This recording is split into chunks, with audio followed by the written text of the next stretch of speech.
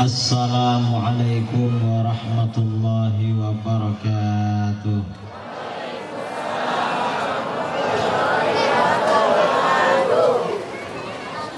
Sekali lagi. Assalamualaikum warahmatullahi wabarakatuh.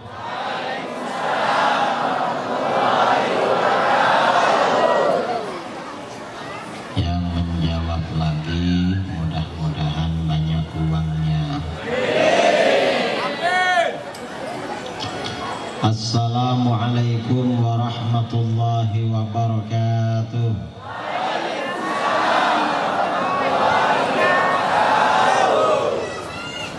Bismillahirrahmanirrahim. Alhamdulillahi rabbil alamin. Lahul hamdu wa lahul fadlu wa lahul ni'matu wa lahul thana'ul hasan. Asyhadu an la ilaha illallah wahdahu la syarika lah. Wa asyhadu anna sayyidana Muhammadan abduhu wa rasuluh. Arsalahullahu rahmatan lil alamin. Basyiran wa nadhira. Wa da'iyan ila Allah bi'idhnihi wa sirajan munira. Wassalatu wassalamul atammanil akmalan ala sayyidina Muhammadin alladhi tanhallu bihil uqad wa tanfariju bihil kurab wa tuqda bihil hawaij wa tunalu bihil raghaib wa husnul khawatimi wa yustasqal ghamamu biwajhihil karim wa ala alihi wa sahbihi ajma'in, amma ba'du. Ma'asyira ulama'ina al-kiram wa zu'ama'ina al-a'izza, para alim, para asatidz, para kiai, wabil khusus syahibul fadilah was sa'adah Al-Habib Hasan Al-Kaf, para kiai, para tokoh masyarakat, jajaran DKM Masjid Al-Isti'anah di daerah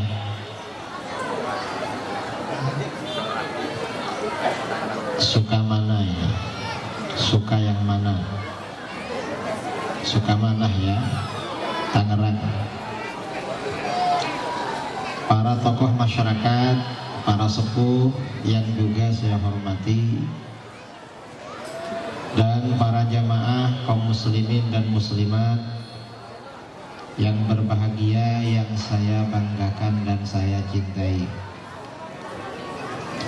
Alhamdulillah, pada malam ini kita ditakdirkan oleh Allah Subhanahu wa Ta'ala berkumpul di halaman Masjid Al-Isti'anah dalam rangka peringatan hari besar Maulid Nabi Muhammad SAW. Mudah-mudahan perkumpulan ini menjadi pertanda besok kita berkumpul di akhirat bersama baginda Rasulullah SAW di surga. Amin Allahumma amin. Saudara-saudara yang dimuliakan oleh Allah, umat Islam pada bulan-bulan sekarang ini, bulan Rabiul Awal, mungkin ada yang sampai bulan depan dan seterusnya, menggelar perayaan Maulid Nabi Sallallahu Alaihi Wasallam. Di sebagian daerah perayaan Maulid biasanya 18 hari, mulai tanggal 12 Rabiul Awal sampai tanggal 30, pindah-pindah rumah. Sebagian ada yang 1 bulan, mulai tanggal 1 sampai 30 Rabiul Awal. Ada yang 40 hari, mulai tanggal 1 Rabiul Awal sampai tanggal 10 Rabiul Tsani. Ada yang hampir 5 bulan. Di Aceh biasanya Maulid Nabi mulai bulan Rabiul Awal sampai bulan Rajab, nyambung dengan Isra Mi'raj. Ini kalau bulan depan ada undangan ke Aceh, acaranya masih Maulid Nabi. Dan ada yang lama sekali Maulid Nabi di Kalimantan Selatan, orang-orang Banjar. Biasanya 11 bulan, mulai bulan Syawal sampai bulan Sya'ban, libur bulan Ramadan. Senang pada Maulid. Nah, mengapa kita ini mengadakan peringatan Maulid? Peringatan Maulid ini kita adakan dalam rangka mengenang dan menjelaskan keagungan baginda Rasulullah SAW. Jadi tujuannya untuk menjelaskan keagungan Rasulullah, bukan apa. Allah Subhanahu wa ta'ala berfirman di dalam Al-Quran, Inna arsalnaka syahidan wa mubasysyiran wa nadhira litu'minu billahi wa rasulihi wa tu'azziruhu wa tuwakkiruh.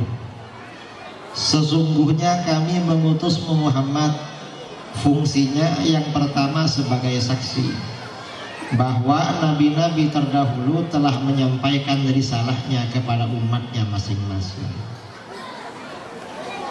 Besok di akhirat, wa mubasysyiran, dan nabi diutus juga sebagai mubasyir, pembawa berita gembira. Apa berita gembiranya? Bahwa orang yang masuk Islam membaca kalimat syahadat akan masuk surga. Amin Allahumma. Wa nadhiran, Rasulullah juga membawa peringatan, menakut-nakuti, menyampaikan peringatan. Apa? Bahwa orang yang tidak mau masuk Islam, tidak mau baca syahadat akan masuk neraka. Lalu tujuannya apa? Rasulullah diutus litu'minu billahi wa rasulihi, agar supaya kalian semua beriman kepada Allah dan Rasulnya. Jadi diutusnya Rasulullah SAW kepada umat manusia, agar umat manusia beriman kepada Allah dan Rasul. Bukan karena apa? Agar beriman. Beriman saja kepada Allah dan Rasul tidak cukup, tapi wa tu'azziruh, dan agar kalian menolong Rasulullah. Kita ini ada perintah, ada kewajiban menolong Rasulullah. Apa maksud menolong Rasulullah? Menolong Rasulullah adalah membantu perjuangan agamanya. Menolong Rasulullah adalah mempertahankan dan menyebarkan ajaran agamanya. Menolong Rasulullah adalah menyebarluaskan, mengajarkan ajaran agamanya. Itu namanya menolong. Jadi wajib menolong agamanya Rasulullah itu memang perintah. Lalu perintah lagi, wa tuwakkiruh, dan agar kalian mengagungkan. Para ulama tafsir menafsirkan Wa tuwaqqiruh itu maknanya wa tu'azzimuhu wa tufakhiruh, agar supaya kalian mengagungkan Rasulullah dan menampakkan keagungan serta kebesaran beliau. Artinya apa? Mengagungkan Rasulullah itu adalah perintah Al-Quran. Wajib kita mengagungkan Rasulullah. Mengagungkan dengan apa? Terutama mengagungkan Rasulullah dengan hati. Hati kita ini harus punya keyakinan bahwa Rasulullah itu manusia paling agung. Rasulullah itu makhluk paling utama. Rasulullah itu makhluk paling sempurna. Rasulullah itu makhluk paling mulia. Rasulullah itu makhluk paling agung. Harus ada keyakinan seperti itu. Nah, mengapa ada keyakinan seperti itu? Karena Rasulullah memang makhluk paling agung. Jadi agung sungguhan, bukan agung karena diagung-agungkan. Ada orang-orang tidak agung sebenarnya, cuma diagung-agungkan. Di dunia ini, di dunia modern, kalau menjelang ada pil-pil. Apa pil-pil? Pilihan-pilihan. Orang-orang yang biasa-biasa, kadang di bawah standar, karena mau dipilih, bikin gambar yang besar-besar, ditaruh di pinggir jalan. Kelihatannya besar, agar dibesar-besarkan. Nanti kalau orangnya agak bureng, dibikin agak cerah. Ketemu dengan orang aslinya, terkejut, kok beda ya? Itu beda. Lebih ganteng, lebih cerah fotonya. Tuh sekarang. Kalau Rasulullah gak begitu. Rasulullah itu diagungkan karena memang dimuliakan karena memang paling mulia. Gak sama dengan manusia biasa. Itu baginda Rasulullah SAW. Karenanya di dalam kitab Tauhid, dalam Jauhar Tauhid dikatakan wa afdalul khalqi 'alal itlaqi nabiyyuna famil 'anis syiqaqi. Dan makhluk yang paling mulia, paling utama secara mutlak adalah Nabi kita SAW. Karenanya jangan lagi ada pertentangan, jangan lagi ada yang menggugat. Rasulullah adalah makhluk, Nabi Muhammad SAW adalah makhluk yang paling utama. Nah, ini perlu dijelaskan. Mengapa perlu dijelaskan? Ada kelompok-kelompok yang tidak suka maulid, tidak mau beranggapan dan meyakini bahwa Rasulullah manusia paling utama, paling agung. Beberapa waktu yang lalu saya ada undangan ceramah di Bontang, Kalimantan Timur. Orang-orang bilang pada saya, Pak Kiai, di sini beberapa hari yang lalu ada khatib Jumat, khutbah, orangnya gak mau maulid. Apa kata dia? Apa benar Rasulullah itu makhluk paling utama, paling mulia?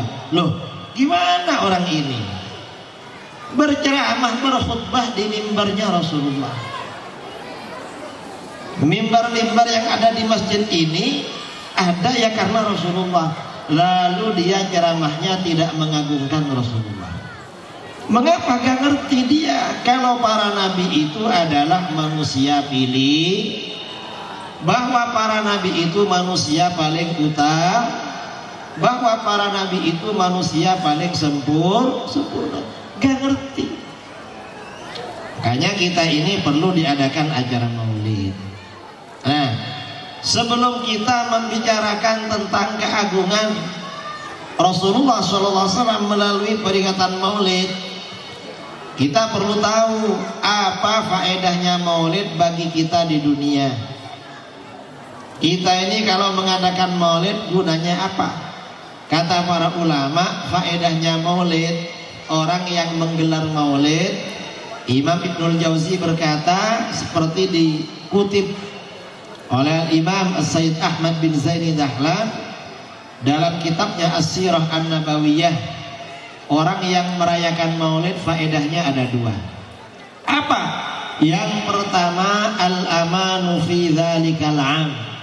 Orang yang merayakan maulid yang pertama akan diberikan keamanan selama 1 tahun. Amin Allahumma. Karenanya kita dengan maulid ini mudah-mudahan Allah menjaga kita, Allah menjaga keluarga kita, Allah menjaga lingkungan kita, menjaga orang-orang yang kita cintai, menjaga bangsa kita. Amin Allahumma. Ini faedahnya maulid yang pertama. Jadi dapat keamanan selama setahun. Yang kedua, orang yang mengadakan maulid, khasiatnya, faedahnya yang kedua, kata Imam Ibnul Jauzi, wa busyra ajilah linairil hawaiji wal maram. Merayakan maulid berarti berita gembira, kabar gembira bahwa sebentar lagi hajat-hajatnya mereka, cita-cita, keinginan dan impiannya akan dikabulkan oleh Allah. Amin Allahumma. Karenanya kita yang hadir dalam acara-acara maulid pada malam ini, mungkin besok malam, malamnya lagi, atau kapan, hadirkan dalam hati kita semua hajat-hajat dan keinginan. Misalnya keinginan agar anak cucu menjadi anak-anak yang soleh dan solehah. Amin Allahumma. Hadirkan, karena ini masa-masa ijabah, doa dikabulkan oleh Allah. Hadirkan dalam hati kita, mudah-mudahan yang punya hutang segera lunas. Amin Allahumma. Ada yang punya hutang banyak, semoga segera lunas. Juga mudah-mudahan yang hadir di acara maulid ini, mudah-mudahan banyak uangnya. Amin Allahumma amin. Ada yang sedikit uangnya? Ada ya? Mudah-mudahan banyak setelah ini. Pokoknya semuanya hadirkan, karena maulid seperti itu. Mengapa orang yang menggelar maulid hajatnya dimudahkan oleh Allah? Karena baginda Rasulullah SAW sejak dilahirkan selalu menjadi sebab mudahnya dan terkabulnya hajatnya orang. Rasulullah itu baru lahir, dapat 3 bulan, datang rombongan orang-orang dari kampung Bani Sa'ad. Ibu Halimah As-Sa'diyah bersama suaminya, lalu tetangga-tetangganya, rombongan suami istri datang ke kota Mekah. Tujuannya apa? Mencari bayi-bayi yang akan disusukan kepada mereka. Orang kampung itu banyak bekerja kepada orang kota menyusukan anaknya. Orang kota biasanya gak mau menyusui bayinya. Kalau punya bayi disusukan pada orang-orang kampung, orang pedalaman. Mengapa? Tujuannya ada 2. Yang pertama, kata para ulama, agar tutur katanya lembut, bahasanya halus. Karena orang pedalaman biasanya tutur katanya, ucapannya lebih lembut, lebih halus daripada orang kota. Orang kota kecampuran, terkontaminasi daerah-daerah lain.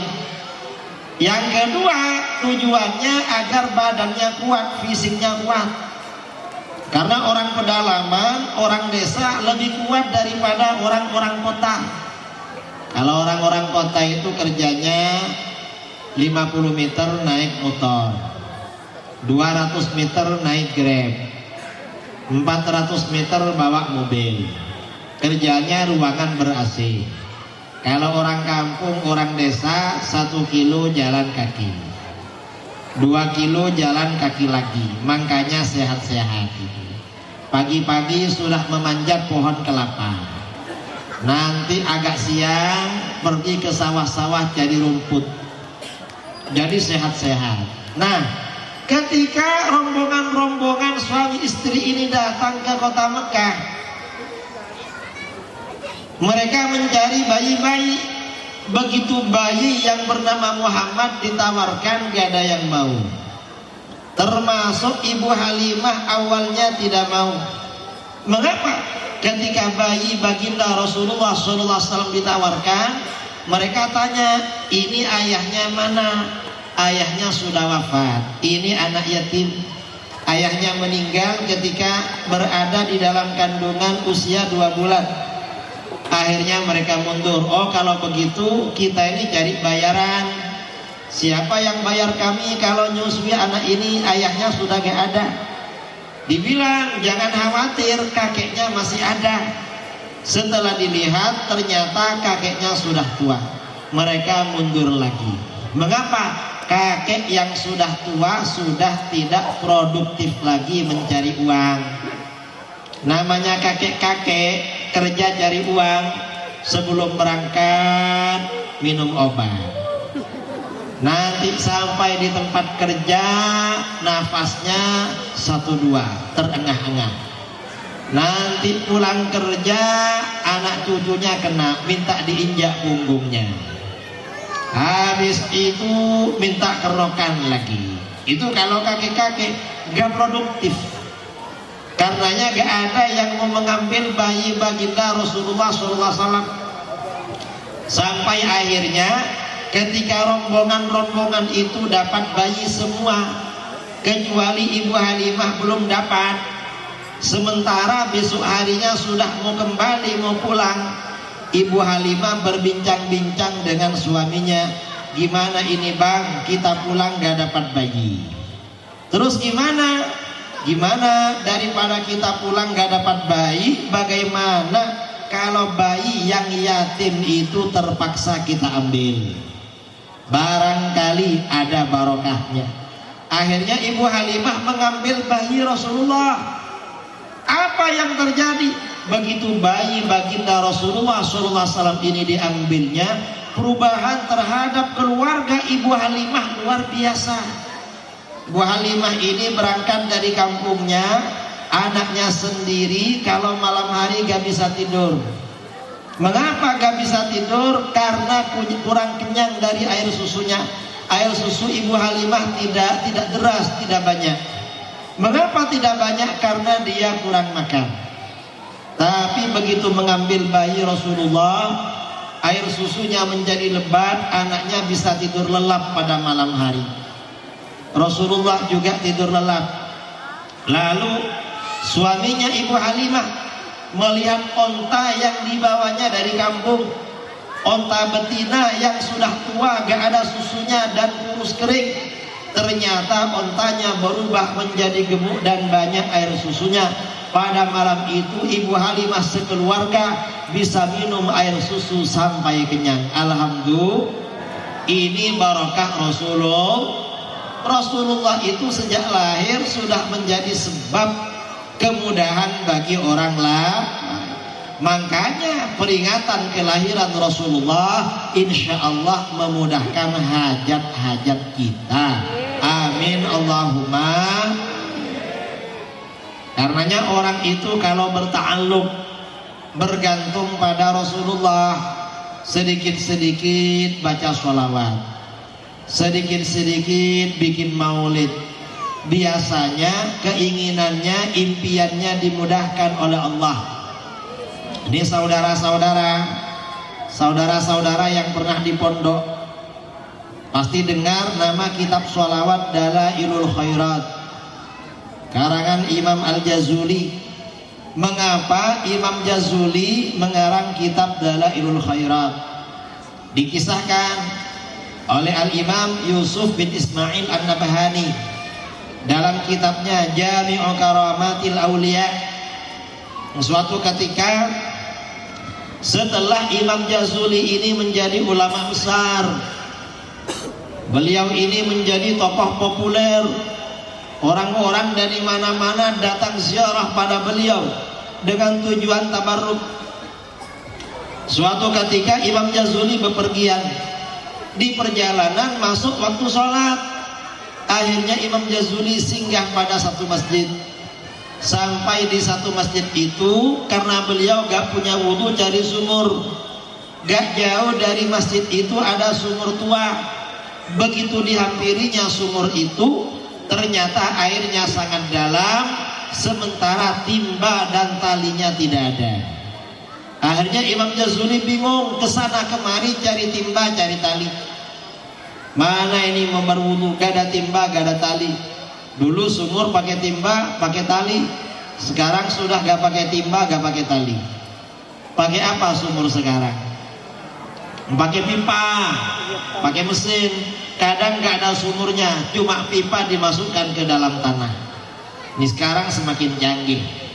Nah, di tengah kebingungan Imam Jazuli mencari timba, mencari tali.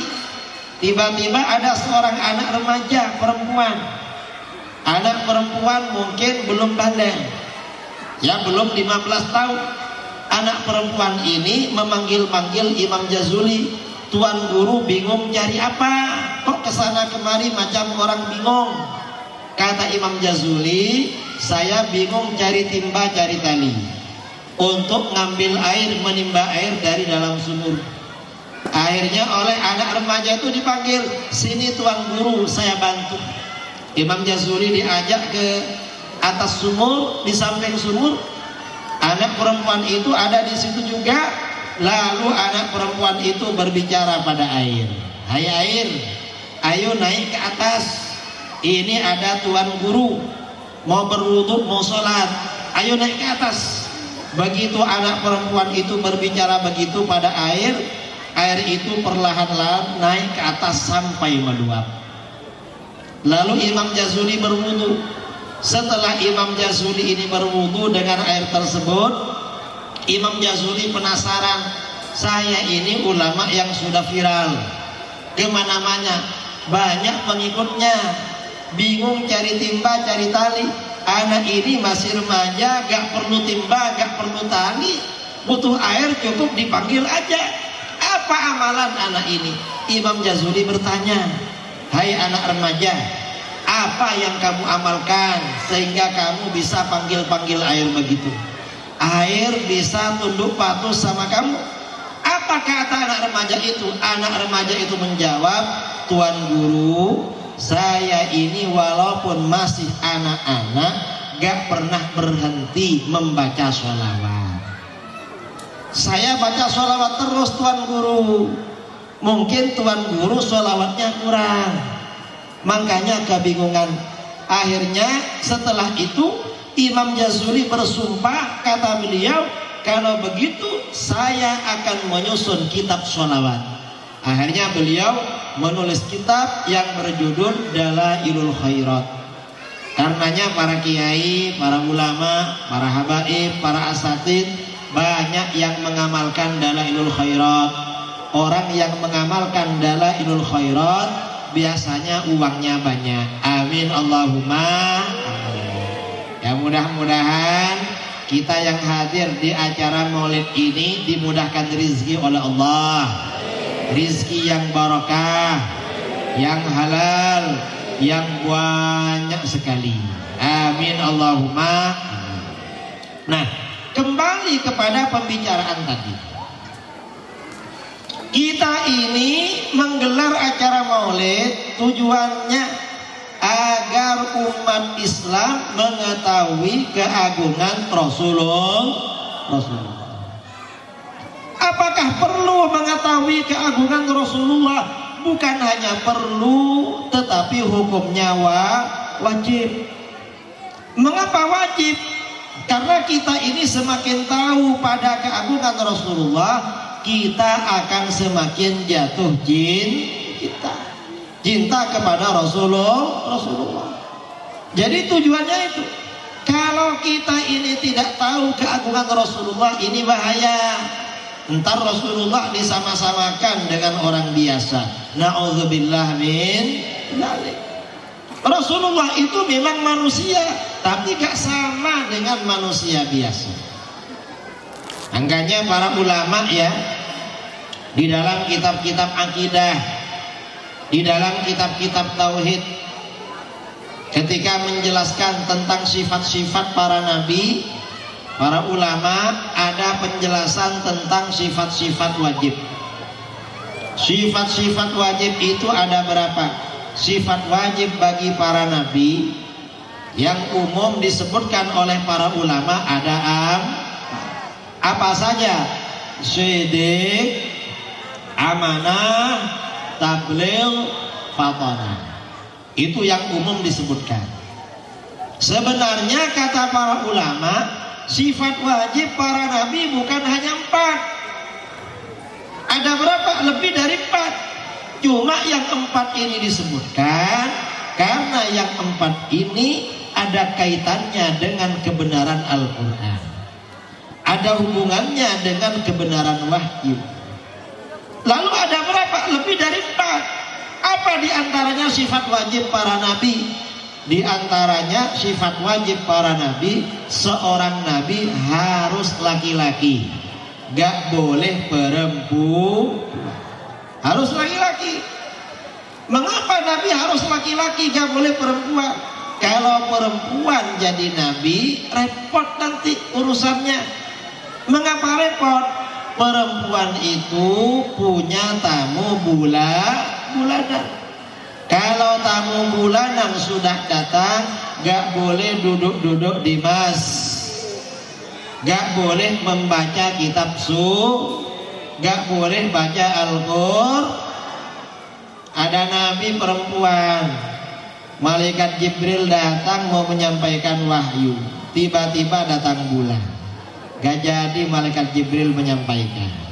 Mengapa? Nabinya minta maaf, malaikat Jibril lagi datang bulan dan uzur. Makanya gak ada nabi perempuan. Nabi itu harus laki-laki. Dan ini umat Islam harus tahu kalau nabi harus laki-laki. Mengapa?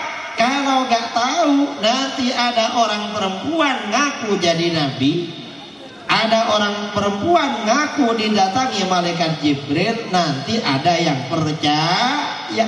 Na'udzubillah min. Ada orang perempuan yang ngaku didatangi malaikat Jibril. Ada apa enggak? Di mana itu? Di Jakarta. Itu namanya orang gila. Orang gila itu kata orang Jawa alias orang edan. Edan itu gila. Dan kebetulan namanya memang gila. Yang percaya berarti tidak waras, alias tidak karena percaya pada orang na'udzubillah min dzalik. Ada yang percaya karena gak ngerti. Lagi di antara sifat wajib para nabi, apalagi sifat wajib para nabi, ayyakuna akmalan nas. Seorang nabi harus manusia paling sempurna. Gak boleh manusia punya kekurangan, kurang mentalnya atau kurang fisiknya. Gak boleh manusia punya cacat fisik, apalagi cacat mental. Gak boleh. Nabi itu harus manusia paling sempurna. Kesempurnaannya meliputi apa? Kata para ulama, khalqan wa khuluqan. Sempurna dalam aspek fisik dan penampilan maupun dalam aspek mental dan budi pekerti. Secara akhlak, para nabi ini akhlaknya baik-baik. Gak ada nabi itu akhlaknya kurang baik, gak ada. Semuanya baik-baik. Kita ini misalnya punya guru, kita misalnya punya ulama, punya panutan, punya tokoh, akhlaknya baik, orang-orang senang pada beliau. Itu dibandingkan akhlak para nabi masih di bawahnya. Karena para nabi ini memang akhlaknya mencapai puncak kesempurnaan. Gak seperti orang biasa. Itu para nabi secara akhlak. Kemudian secara fisik juga begitu. Para nabi ini fisik dan penampilannya sempurna, gak ada kekurangan. Contohnya apa kesempurnaan fisik? Contohnya kekuatan. Para nabi ini badannya kuat-kuat, fisiknya kuat-kuat, gak ada yang tidak kuat. Mengapa? Karena orang kuat itu lebih sempurna daripada yang tidak kuat. Saudara-saudara, kalau punya anak perempuan, dilamar dua laki-laki sama-sama ganteng, sama-sama soleh, cuma satunya kuat, satunya kurang kuat. Kira-kira pilih yang mana? Ibu-ibu pilih yang mana? Pilih yang kuat. Mengapa? Karena kuat itu sempurna. Pilih yang kuat. Makanya para nabi itu fisiknya kekuatannya 40 kali orang biasa. Baginda Rasulullah SAW itu istrinya ada 9. Di akhir hayatnya ya, istrinya 9. Istrinya 9 tiap hari didatangi semua. Walaupun istrinya didatangi semua, Rasulullah tetap segar bugar, masih sholat tahajud, masih menjadi imam sholat subuh, masih mengajar, masih aktivitas seperti biasa. Padahal istrinya yang dilayani 9. Coba kira-kira orang suka mana? Orang Tangerang, istrinya 2 atau 1, tiap hari dilayani. Kira-kira kalau datang ke acara maulid ngantuk apa gak ngantuk? Ngantuk. Kira-kira capek apa gak capek kerja? Tapi walaupun begitu, kalau ngobrol-ngobrol ingin nambah lagi katanya. Sama keinginan. Kalau para nabi kuat-kuat, sehat-sehat badannya. Badannya memang luar biasa. Coba kita lihat misalnya Nabi Musa. Para nabi semuanya kuat-kuat. Nabi Musa itu lahir bersamaan dengan keluarnya peraturan dari Raja Fir'aun. Peraturan apa? Raja Fir'aun mengeluarkan peraturan, kalau ada perempuan Bani Israel melahirkan bayi, kalau bayinya laki-laki dibunuh, kalau perempuan dibiarkan hidup. Mengapa Fir'aun mengeluarkan peraturan begitu? Fir'aun ini suatu ketika bermimpi. Dalam mimpinya ada api kecil terbang dari Palestina. Lalu api kecil itu jatuh ke istana Fir'aun. Begitu jatuh, istana Fir'aun terbakar. Api itu menjalar ke seluruh rumah orang-orang Mesir. Yang tidak terbakar adalah rumah orang-orang Bani Israel. Gak terbakar. Orang Mesir rumahnya terbakar semua. Begitu terbangun, Fir'aun ini terkejut. Kok mimpi begini? Lalu Fir'aun memanggil para penasihatnya. Penasihat Fir'aun terdiri dari para peramal dan para dukun. Setelah disampaikan mimpinya kepada para peramal dan para dukun, semuanya bilang, kalau begitu Tuhan, mimpi Tuhan seperti itu, berarti sebentar lagi akan lahir bayi dari Bani Israel, bayi laki-laki, dan Tuhan akan mati di tangannya. Fir'aun gak ingin mati, maka caranya bagaimana? Keluarkan peraturan. Kalau orang Bani Israel melahirkan bayi laki-laki langsung dibunuh. Begitu peraturan ini keluar, Nabi Musa dilahirkan. Akhirnya bingung ayahnya, ini nanti ketahuan petugas keamanan kerajaan, ditangkap, dibunuh ini. Akhirnya ayahnya Nabi Musa mencari peti dari kayu. Lalu Nabi Musa dimasukkan dalam peti.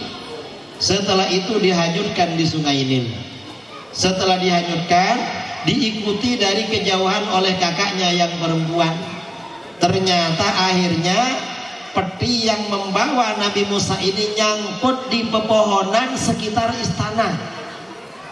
Ada pohon-pohon di Sungai Nil di sekitar istana.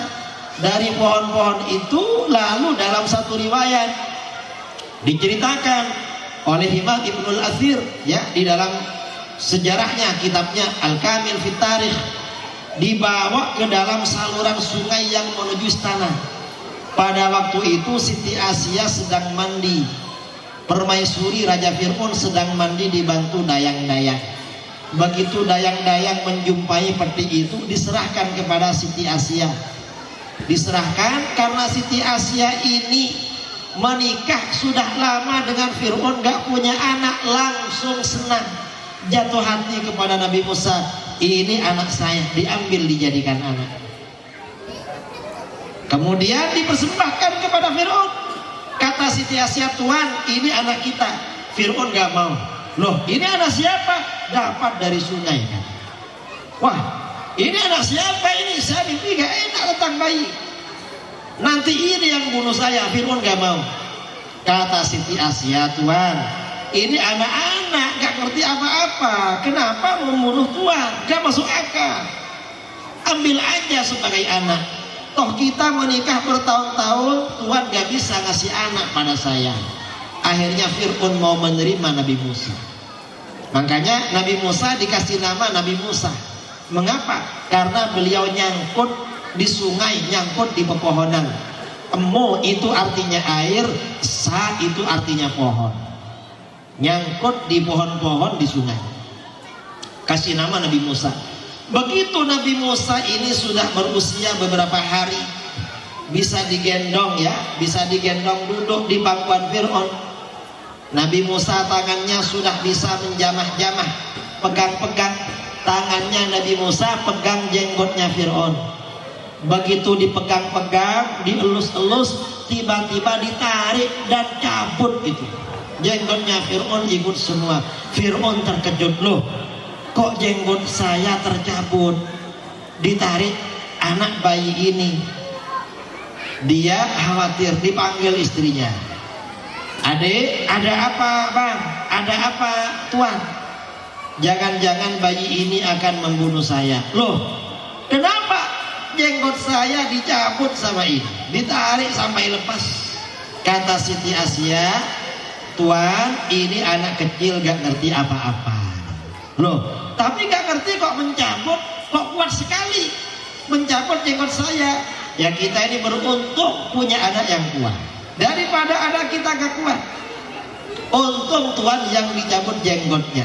Makanya kalau gendong anak ini hati-hati, entar kupingnya, telinganya yang dicabut. Sudah Fir'aun menerima. Lama-lama Nabi Musa belajar berjalan. Fir'aun sedang duduk-duduk di kursi singgasana. Tiba-tiba kakinya Nabi Musa yang belajar berjalan menendang kaki kursinya, jatuh si Fir'aun. Fir'aun tambah terkejut lagi, jangan-jangan anak ini mau bunuh saya.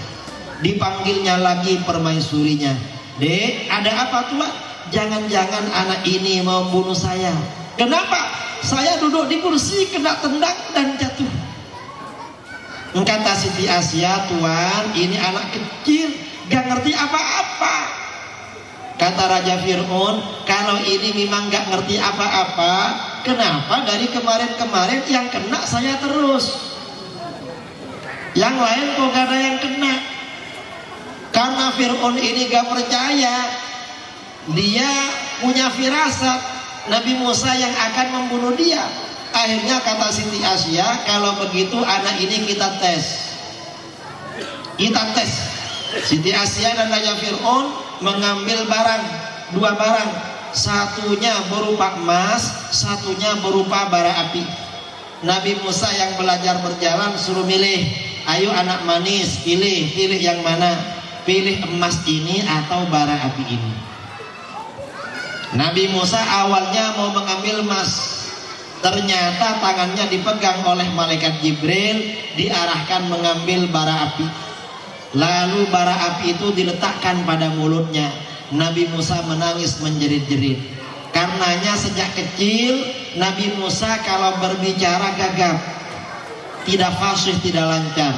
Setelah menjadi nabi, Nabi Musa berdoa kepada Allah, Rabbi shrah li sadari wa yassir li amri wahlul 'uqdatan min lisani yafqahu qali. Hai Tuhanku, lapangkanlah dadaku untukku, dan mudahkan urusanku bagiku, serta lepaskan kegagapan dari lidahku, agar orang-orang dapat mengerti ucapanku. Minta fasih, karena sudah menjadi nabi, berdoa kepada Allah, doanya dikabulkan, gagapnya hilang, dan seketika beliau kalau berbicara menjadi orang yang fasih. Makanya di pondok-pondok, di madrasah-madrasah, kalau mau belajar biasanya baca doa tadi, Rabbishrah li sadri wa yassir li amri wahlul 'uqdatam min lisani yafqahu qawli. Mengapa baca itu? Agar fasih berbicara. Kalau sudah menjadi ustadz, agar lancar berpidato dan berceramah.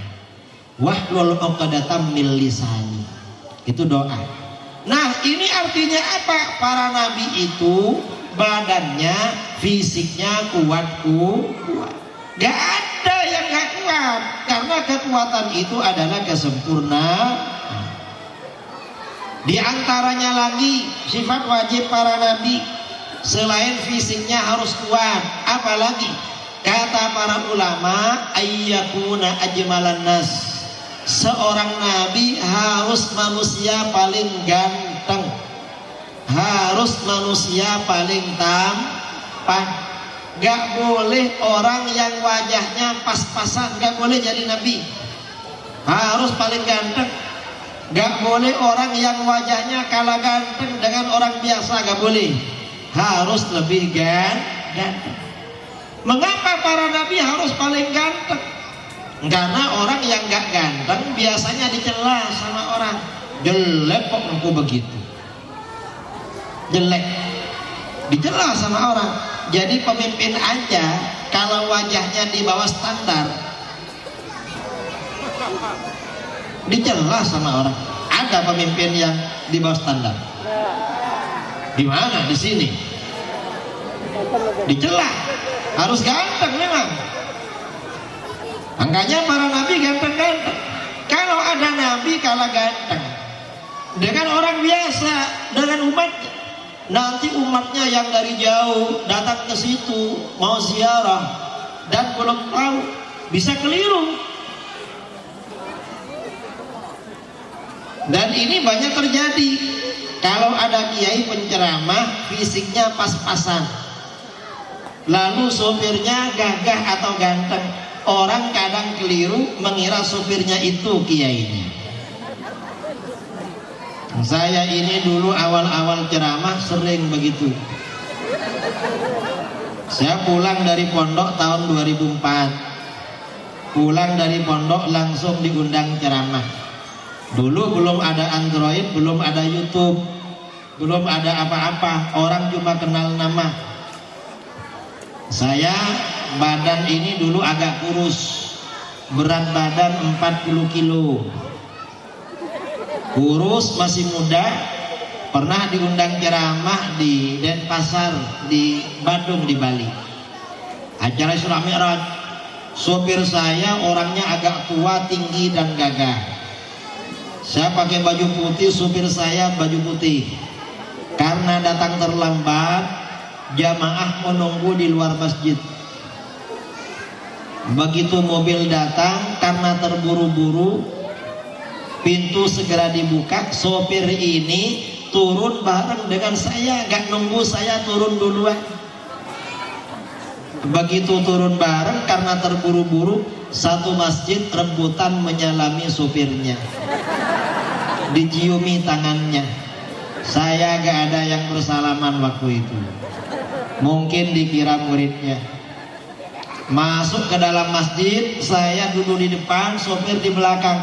Jamaah tolah-toleh, mana kiainya kok gak ada, katanya. Selesai ceramah, mereka menghampiri saya ketawa-ketawa. Maaf kiai. Kenapa? Saya kira ini kiainya, gak tahu sopirnya. Loh, sudah tahu tadi dia pegang setir, kok masih gak dikira sopir? Kadang-kadang kiainya nyopir sendiri, katanya. Kalau para nabi gak ada yang begitu, karena para nabi paling ganteng, paling handsome, itu para nabi. Makanya di dalam hadis Rasulullah SAW bersabda, "Ma ba'atsallahu nabiyyan illa hasanal wajhi hasanas saud." Allah tidak mengutus seorang nabi kecuali seorang yang tampan wajahnya, merdu suaranya. Para nabi ini wajahnya tampan-tampan, suaranya merdu-merdu. Wa kana nabiyyukum ahsanahum wajhan wa ahsanahum sautan. Dan nabi yang diutus pada kamu adalah nabi yang paling tampan wajahnya, paling merdu suara. Para nabi ini suaranya merdu-merdu, wajahnya tampan-tampan. Dan yang paling tampan sendiri adalah baginda Rasulullah paling tampan itu. Ketika Mi'raj sampai di langit ketiga, Rasulullah berjumpa dengan Nabi Yusuf. Rasulullah terkejut. Man hadza ya Jibril? Beliau bertanya, ini siapa Jibril? Kok ganteng sekali, tampan sekali ini? Ini di Mekah gak ada. Kata malaikat Jibril, hadza akhuka Yusuf wa qad u'tiya syatrul husni. Ini saudara kamu Nabi Yusuf, oleh Allah dikasih 50% ketampanan. Nabi Yusuf itu dapat ganteng 50%. Dalam satu riwayat, lalu malaikat Jibril menyerahkan cermin kepada Rasulullah agar melihat wajahnya sendiri.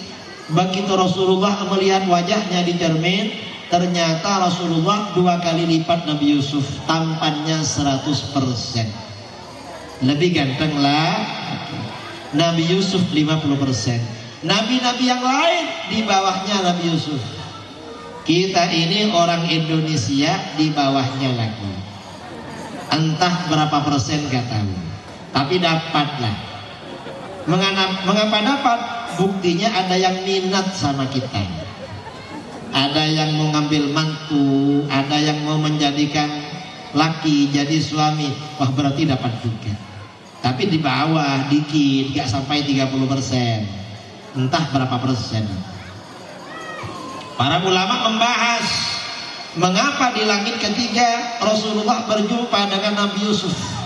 Kata para ulama, karena umat-umatnya yang laki-laki kalau masuk surga besok wajahnya seperti Nabi Yusuf.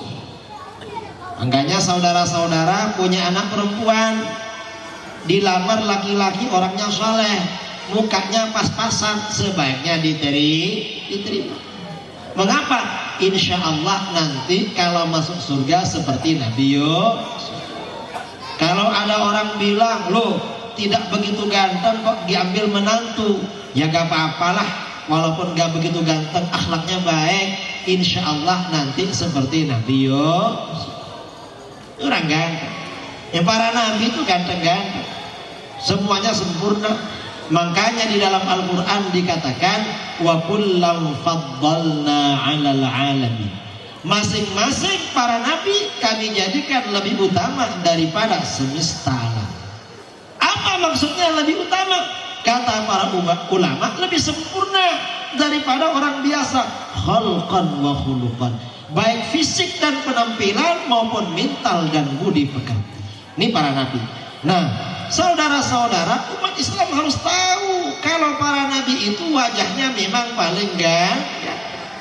Mengapa perlu tahu? Kalau nggak tahu, di zaman sekarang ini tidak jarang orang ngaku jadi nabi. Kalau kita tahu gak akan percaya. Mengapa? Coba lihat di Google. Orang-orang yang ngaku jadi nabi di negeri kita rata-rata mukanya pas-pasan. Gak ada yang istimewa. Loh, orang muka pas-pasan loh ngaku jadi nabi. Para nabi itu sebelum mengeluarkan mukjizat, wajahnya sudah mukjizat, punya daya tarik. Nabi Musa kalau berjumpa dengan Fir'aun itu suka banget sama Nabi Musa. Mengapa? Orangnya ganteng. Para nabi ganteng-ganteng. Itu para nabi. Ini perlu kita tahu. Nah, kemudian lagi yang juga perlu kita tahu berkaitan dengan baginda Rasulullah SAW. Karena Rasulullah ini makhluk paling utama, Rasulullah ini makhluk paling mulia, Rasulullah ini makhluk paling sempurna, maka apapun yang ada hubungannya dengan Rasulullah semuanya serba pilihan, semuanya adalah paling istimewa. Apa saja, misalnya umatnya Rasulullah ini umat terbaik. Di dalam Al-Quran Allah Subhanahu wa ta'ala berfirman, kuntum khaira ummatin ukhrijat linnas ta'muruna bil ma'ruf wa tanhauna 'anil munkar wa tu'minuna billah. Kalian adalah sebaik-baik golongan yang dikeluarkan bagi umat manusia. Siapa yang dimaksud kalian? Adalah umat Islam ini umat terbaik. Yang dimaksud umat Islam ini umat terbaik dibandingkan siapa? Umat Islam ini umat terbaik maksudnya dibandingkan umat-umat para nabi terdahulu yang masih lurus berjalan di atas ajaran tauhid. Itu maksudnya. Jadi umatnya Rasulullah lebih baik daripada umatnya Nabi Adam, lebih baik daripada umatnya Nabi Idris, daripada umatnya Nabi Nuh, daripada umatnya Nabi Saleh, daripada umatnya Nabi Ibrahim, daripada umatnya Nabi Lut dan nabi-nabi berikutnya. Itu maksudnya umatnya Rasulullah umat terbaik, bukan dibandingkan orang kafir. Gak bisa dibandingkan, karena orang kafir menurut Al-Quran derajatnya rendah sekali, lebih rendah daripada hewan binatang. Karenanya jangan disamakan umat Islam disamakan dengan orang di luar Islam. Gak boleh itu, melanggar itu. Ada orang ngomong, apa kata dia? Semua agama sama di mata Tuhan. Loh, sama? Gak sama. Agama Islam saja lebih sempurna daripada agamanya nabi-nabi terdahulu. Umatnya lebih sempurna, lebih baik daripada umatnya nabi-nabi terdahulu. Kok disamakan dengan di luar Islam? Gak sama. Ini keyakinan penting dalam Islam. Kemudian kesempurnaan Rasulullah ini tidak hanya menyangkut umatnya, agamanya paling sempurna, paling lengkap. Karenanya Islam ini berlaku sampai hari kiamat. Ya. Kalau agama-agama lain itu ada masanya. Jadi ada masa kadaluarsanya. Makanya ketika agama sebelumnya kadaluarsa diganti agama berikutnya. Kalau agama Islam tidak akan kadaluarsa, berlaku sampai hari kiamat. Jadi Islam. Dan tidak hanya itu, Rasulullah ini yang menjadi pilihan dari Allah tidak hanya agamanya. Rasulullah ini paling mulia, agamanya juga paling sempurna. Kitab sucinya paling sempurna, umatnya paling baik. Lebih dari itu, keluarganya juga pilihan. Keluarganya Rasulullah ini keluarga paling baik, sukunya juga suku paling baik, bangsanya juga bangsa paling baik. Bangsa apa? Bangsa Arab paling baik nih mah. Makanya Rasulullah SAW bersabda dalam hadis sahih riwayat Imam Muslim, Innallaha astafa Kinanata min bani Ismail wastafa min Kinanata Quraisyan wastafa min Quraisyin bani Hashim wastafani min bani Hashim fa ana khiyarun min khiyar. Sesungguhnya Allah memilih suku Kinanah di antara keluarga suku Ismail. Nabi Ismail ini banyak anak cucunya. Ternyata yang dipilih oleh Allah dijadikan paling baik adalah suku Kinanah. Lalu di antara suku Kinanah, setelah suku Kinanah ini banyak anak cucunya, banyak suku-suku yang menjadi cabangnya. Allah memilih lagi. Siapa yang dipilih? Allah memilih Quraisy di antara suku-suku Bani Kinanah. Kemudian setelah Quraisy ini dipilih lagi, yaitu para penjaga Ka'bah, dipilih lagi Allah memilih lagi suku Bani Hashim di antara suku-suku Quraisy. Kemudian setelah Bani Hashim ini dipilih, Allah memilih baginda Rasulullah SAW dari Bani Hashim. Lalu kata Rasulullah, aku ini yang terbaik di antara yang terbaik. Aku ini adalah pilihan di antara sekian banyak golongan yang terpilih. Artinya apa? Rasulullah ini keluarganya terbaik di antara keluarga yang lain. Marganya juga marga terbaik, sukunya juga suku terbaik, bangsanya bangsa terbaik. Karenanya hati-hati. Sekarang ini ada kelompok-kelompok menamakan Islam Nusantara. Kerjanya apa? Menjelek-jelekkan Arab. Gak boleh seperti itu, karena Arab itu bangsanya Rasulullah. Rasulullah lahir dari orang Arab bukan kebetulan dan bukan salah, tapi itu sudah pilihan dan direncanakan oleh Allah. Ada yang bilang begitu, sampai dia bilang Islam yang asli adalah Islam Nusantara. Islam Arab katanya Islam abal-abal. Gak begitu. Yang asli itu justru Islam Arab. Makanya orang Arab itu ya lebih handsome, lebih bagus daripada orang Nusantara. Saya tanya sama saudara-saudara, saudara kalau punya anak laki-laki, ditawari 2 perempuan, satunya wajahnya mirip Betawi, satunya mirip Arab-Araban, kira-kira pilih yang mana? Pilih yang Arab-Arab? Pilih. Atau coba ibu-ibu punya anak perempuan yang ngelamar 2 orang, satunya wajahnya agak Betawi, satunya agak Arab, kira-kira pilih yang mana? Pilih yang agak beda. Memang wajahnya aja beda, memang itu pilihan. Rasulullah ini pilihan. Ayahnya Rasulullah yang bernama Abdullah, saudaranya ada 10, semuanya ganteng-ganteng, dan Abdullah ini yang paling ganteng. Abdullah ini selain paling ganteng juga paling pendiam. Karena paling ganteng, paling pendiam, Abdullah ini menjadi impian gadis-gadis kota Mekah. Mudah-mudahan nanti dilamar Abdullah, gantengnya orang ini. Karena ganteng sekali, pendiam lagi. Begitu Abdullah ini kedengaran tersiar di kota Mekah bahwa Abdullah menikah dengan Siti Aminah, apa yang terjadi? 30 gadis Quraisy meninggal dunia karena patah hati, karena gak dapat orang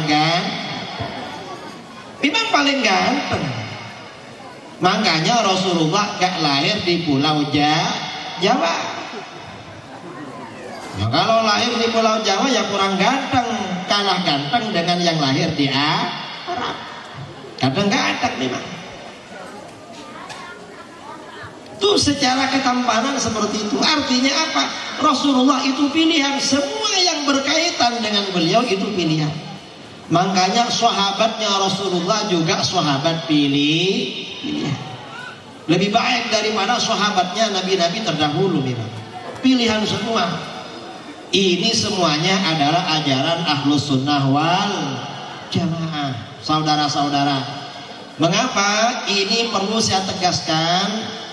Karena di akhir zaman ini banyak orang yang menyebarkan ajaran-ajaran gak benar, menyebarkan syubhat-syubhat, menyebarkan pemahaman-pemahaman yang sesat. Dan itu berkaitan dengan apa saja, termasuk berkaitan dengan pribadi baginda Rasulullah. Makanya di dalam Al-Quran, ya, di dalam Al-Quran ketika diterangkan kisah-kisah para nabi, wa kadzalika naqussu ilaika min amba'ir rusuli ma nuthabbitu bihi fuadak, dan demikianlah kami kisahkan pada kamu dari cerita-cerita para rasul apa-apa yang dapat meneguhkan hatimu. Di dalam Al-Quran banyak kisah-kisah para nabi terdahulu. Tujuannya apa? Agar hati Rasulullah semakin kuat di dalam berdakwah. Maulid Nabi ini kita rayakan, sejarah perjalanan kehidupan Nabi kita terangkan. Tujuannya apa? Agar hati kita ini kuat. Hati kita ini bukan kuat berdakwah, tetapi akidahnya menjadi kuat. Kalau sekarang ini menjelaskan kehidupan Rasulullah SAW, termasuk para nabi hukumnya wajib. Mengapa? Kalau enggak nanti imannya umat Islam akan rusak. Karena orang-orang yang menyebarkan kerusakan ini semakin banyak. Apalagi sekarang ini ada medsos, ada Android, kemudian ada YouTube, ada macam-macam. Orang berbicara apa saja, mulai dari yang benar sampai yang nggak benar gampang viral. Kalau yang mengatakan itu dianggap ditokohkan, padahal tokoh yang tidak benar kadang berpengaruh, lalu akhirnya menimbulkan fitnah di kalangan umat Islam.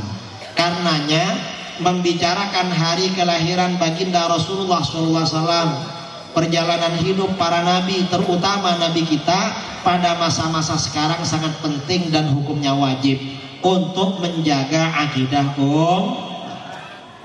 Tadi karena panitia berbisik-bisik pada saya, katanya mau ada sesi tanya jawab. Karena masih ada sesi tanya jawab, saya tidak berlama-lama berceramah, karena setelah ini akan dibacakan sholawat. Tanya jawab ya, tanya jawab. Jadi ada yang tanya jawab, nanti pertanyaannya agar ada yang membantu membacakan, biar bagi-bagi tugas kepada saudara MC atau siap yang bertugas agar membantu jalannya sesi tanya jawab.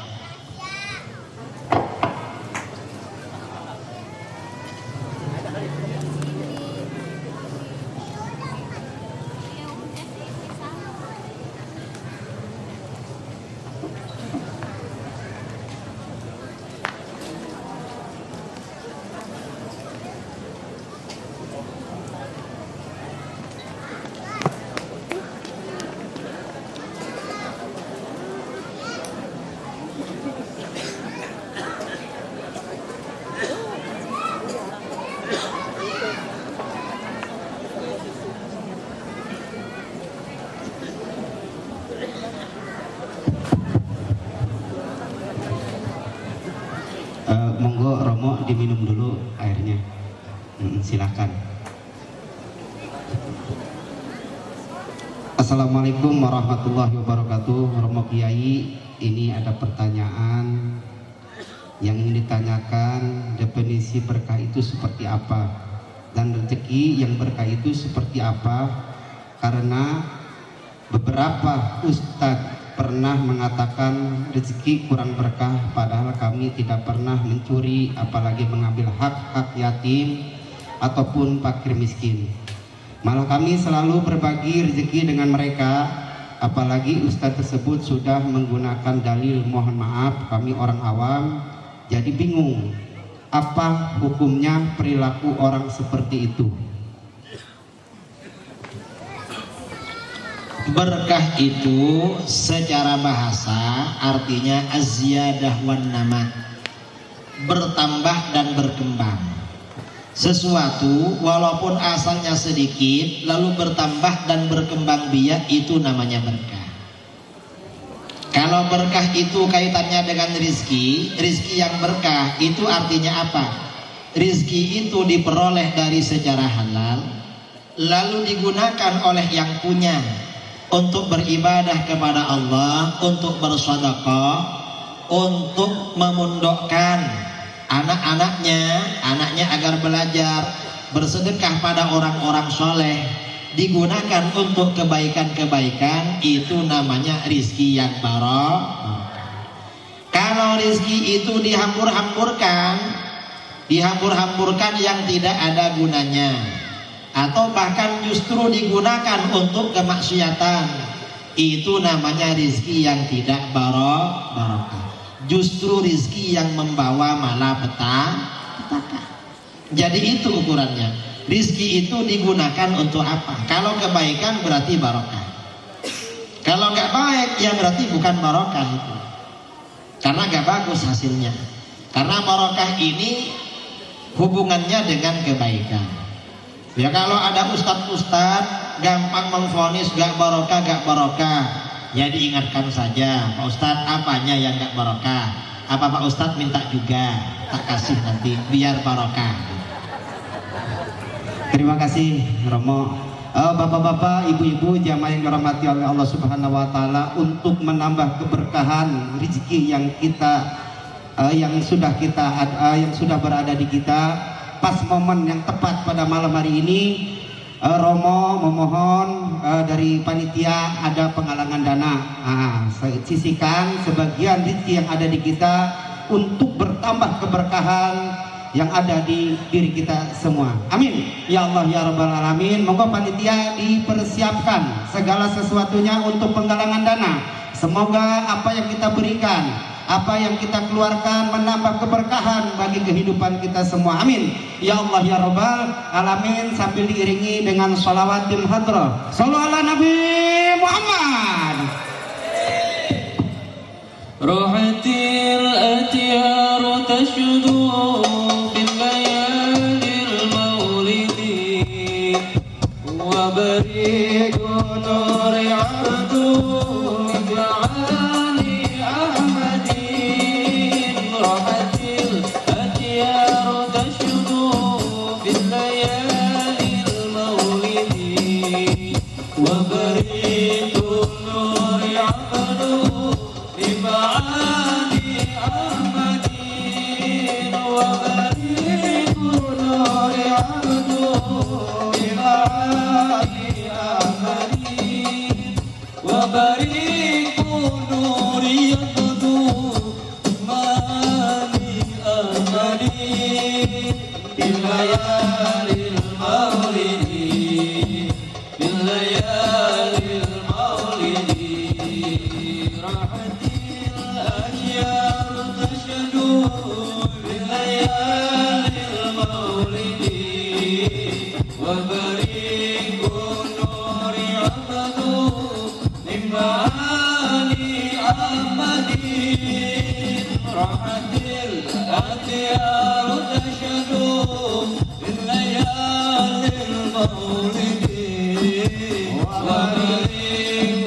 Nuri abadu bima'ani ahmadin wa bariku nuri abadu bima'ani ahmadin wa bariku nuri abadu bima'ani ahmadin bil layalil maulidi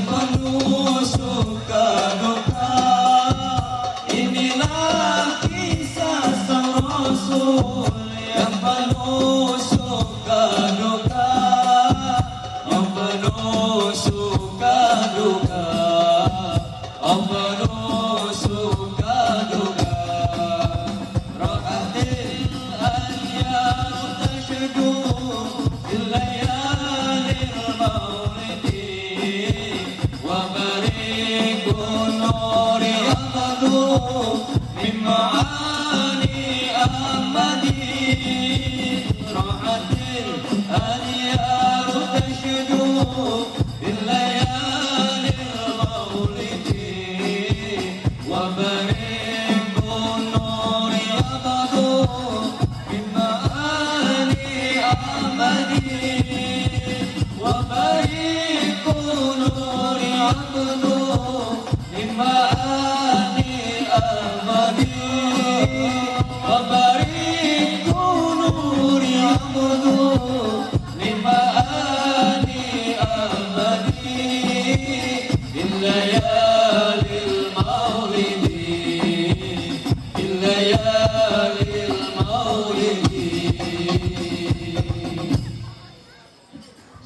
ala Nabi Muhammad. Sallallahu. Terima kasih kepada para jamaah yang sudah menyisihkan sebagian rezekinya. Mudah-mudahan sedekahnya diterima oleh Allah Subhanahu wa taala dan menjadikan wasilah dikabul segala maksud dan tujuannya. Amin.